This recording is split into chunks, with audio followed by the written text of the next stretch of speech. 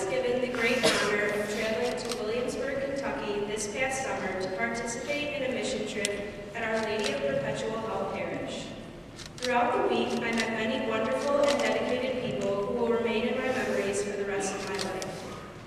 One woman in particular stands out among the rest. My small group visited the Friendship Center on our second day of work. The Friendship Center is a small resale shop in quiet downtown Williamsburg. They use the money to help members of the community pay bills and sell their goods to customers at affordable prices. We walked up to the front door and were greeted by Judy. She seemed rather disappointed to see 4 girls, as opposed to the strong young men that had visited her the day before. She led us around the back of the Friendship Center to the basement. I almost turned around and ran right out.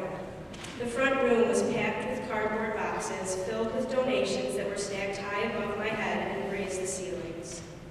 Already, Judy had piled about 30 boxes in the first room of the basement.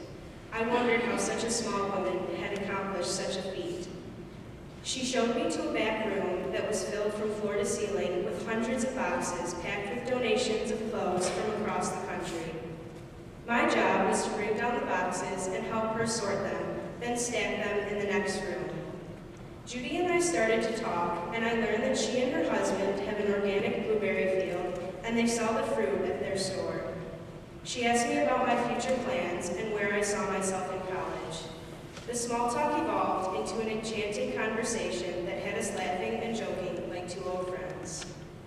The impossible work faded to the background, and as the conversation grew more sincere, we worked faster and more efficiently.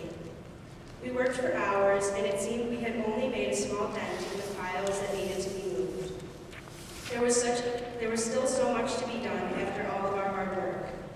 I was glad I was able to prove to Judy that I could work just as hard as the guys. As the day drew to a close, I told Judy that I would have to leave soon, and that I would try my best to return later that week.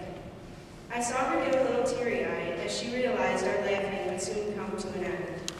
"This room will be so empty without your voice to keep me company," she said. Even I shed a few tears. I had no idea that my small contribution had meant so much to her. I felt that I needed to thank her for opening my eyes to her world. She is such a strong and caring woman. I wonder if I would have the strength to contribute that much to my community and expect nothing in return.